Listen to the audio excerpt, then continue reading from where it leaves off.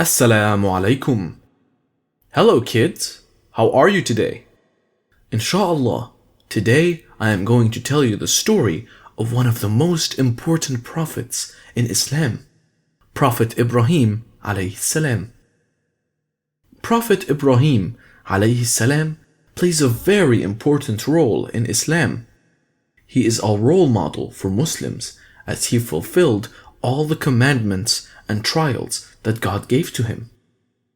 Are you ready for today's story? Let us begin. Bismillah. The story of Prophet Ibrahim alayhi salam.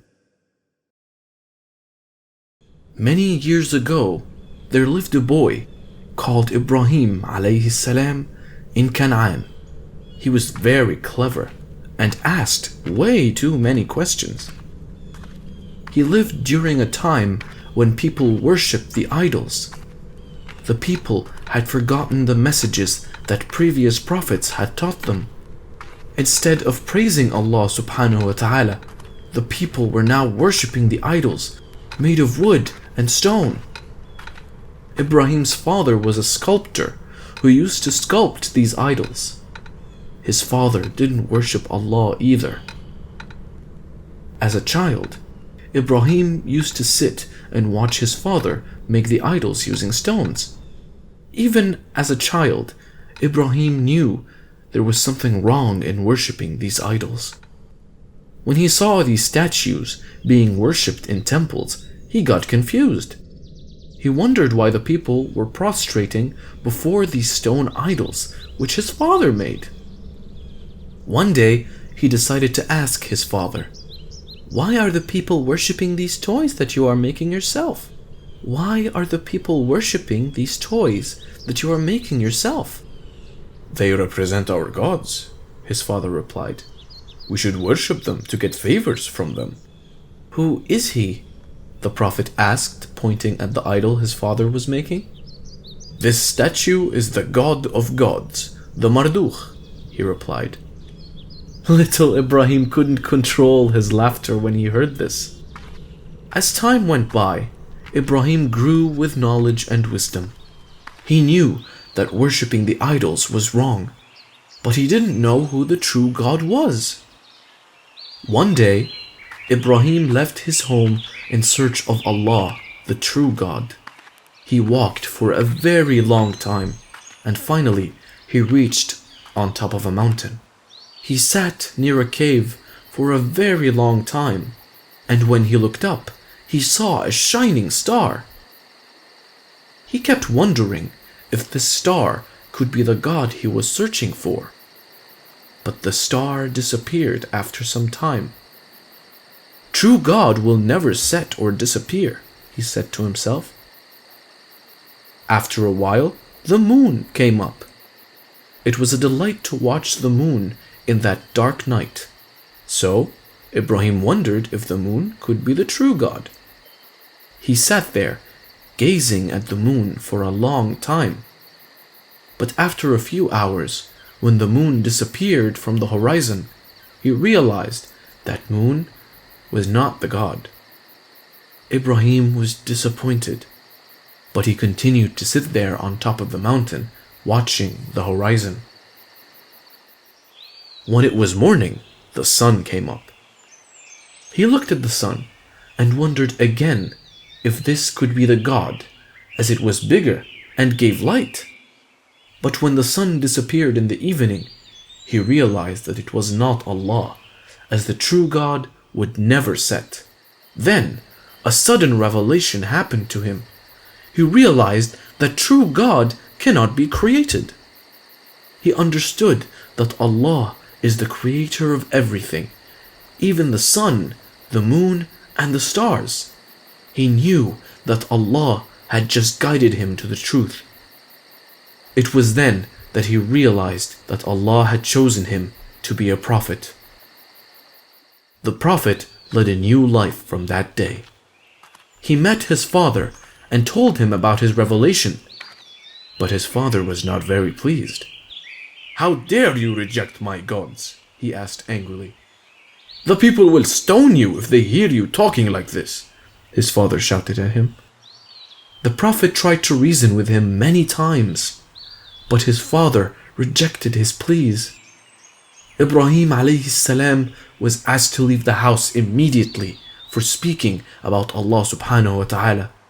The Prophet warned his father about Allah's punishment if he doesn't repent, but his father ignored him. The Prophet was very sad, and he was forced to leave his house. Hardly did he knew that it was just the beginning of his trials.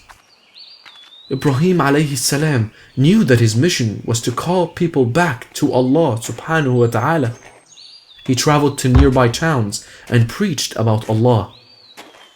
He spoke to the people about the true God and warned them of the consequences of idol worship. Allah is the one and only true God. There is no other God but Allah. There is nobody worthy of worship except Him. Do not bow down before the idols anymore, he shouted to the people. The people who heard this were very angry. They asked him to go away. It was the night of celebrations in the city, and all the people were gathered at the riverbanks. It was then that the Prophet had an idea to prove to the people that the idols had no power. He took an axe and walked towards the temple. He entered the temple and smashed all the idols present there. He smashed everything except for the biggest one. He hung his axe around the neck of this idol and left the temple. When the people came to worship at the temple the next day, they were shocked. They saw that all their idols were smashed into pieces. They wondered who could have done this. It was then that one of them spoke up. "I'm sure this was done by Ibrahim. He was speaking against our gods yesterday," he said. The people found Prophet Ibrahim and brought him to the temple. "Are you the one who has done this to our gods?" they asked. Ibrahim was not afraid, and he replied casually, "Why don't you ask this idol?" he said, pointing at the biggest statue that was still standing. "He must have seen the one who smashed your idols. He will tell you if he can speak," he said mockingly. "How would the idols speak? They are made of stone," they asked him. "Then why do you worship these idols who cannot speak, nor do they see or hear? You know this, and you still worship them? Have you lost your minds?" Some of them realized that Ibrahim was saying the truth, but others were still very angry with him. "Punish him!" they shouted. They wanted to take revenge for shattering the idols. They tied him in chains and gathered around to discuss how they were going to punish the Prophet. "Let's burn him in fire," one of them said. "Let's build the biggest fire anyone has ever seen and throw him into it."